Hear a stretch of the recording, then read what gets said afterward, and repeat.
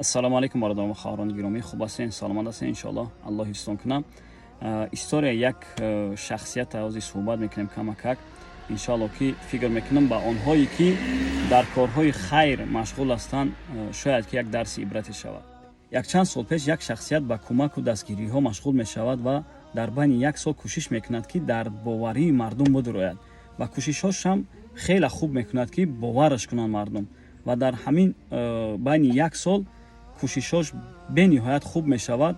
Зуборҳо ташкил мекунад, мардум кӯмакш мекунанд ва меравад дар онҳое ки эҳтиёҷ ба кӯмак доранд, видео мекунад, дар мардум нишон медиҳад ки ҳам эҳтиёҷ ба кӯмак дорад. Яъне коре мекунад ки дар байни як сол мардум ӯро бовар кунанд ва аз байни як сол мегузарад. Баъд аз як сол субҳаналлоҳ дар васвоси шайтон, яъне шайтон васвосаш мекунад ки ягон коре кун ки яъне ҳамон маблағе ки ба ту мебиёяд, ин чизи ҳалоли худат аст, яъне метавонӣ истифода барӣ.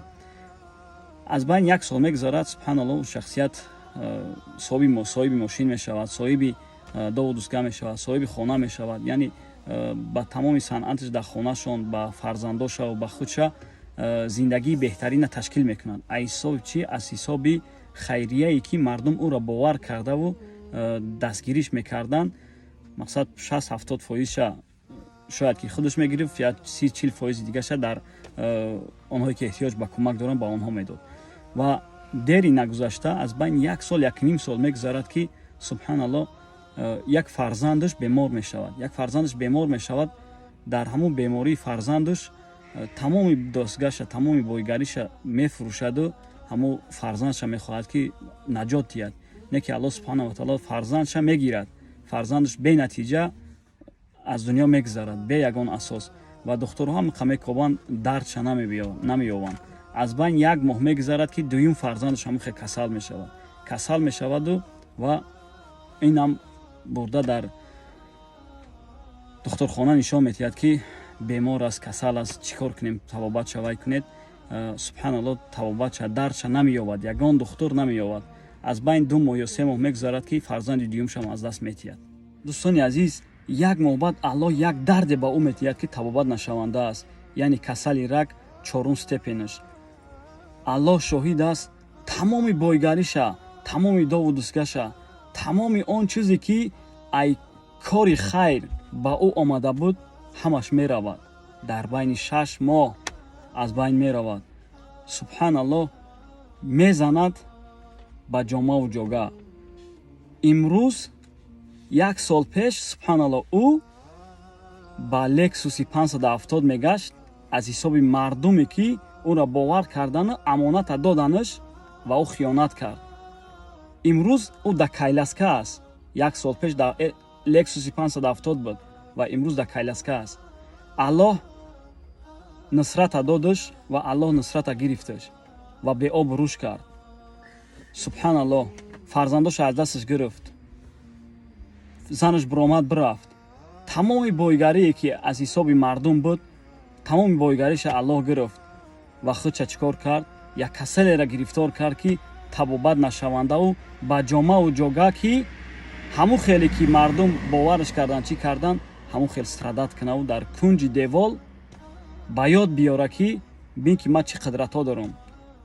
дӯстони азиз, ба валлоҳи қасам, ҳамин шахсияте ки ҳамин кор да машғул буд, барои ҳар яктаи мову шумо дарс аст. валлоҳи қасам, аллоҳ шоҳид аст, ин ҳақиқат дорад. ин таърих, ин история як сол пеш буд. ба валлоҳи қасам, дар русия ҳамин кор шидагӣ аст. ба ҳамин хотир онҳое ки дар ҳамин корҳои хайр машғул ҳастен, субҳаналлоҳ, накунен амоната хиёнат. ба валлоҳи қасам, аллоҳ хору залилтон мегардонад. аллоҳ шоҳид аст, як нусратера метиҳатон, бо ӯ нусрата аз дастон як намуде мегирад ки паршикаста мешавед.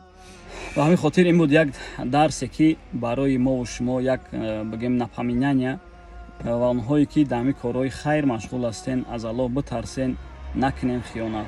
ва мегузарем дар масъалаи масҷид. масҷида чӣ хеле ки ман гуфта будам, дар байн як камтарак иштибоҳот шид.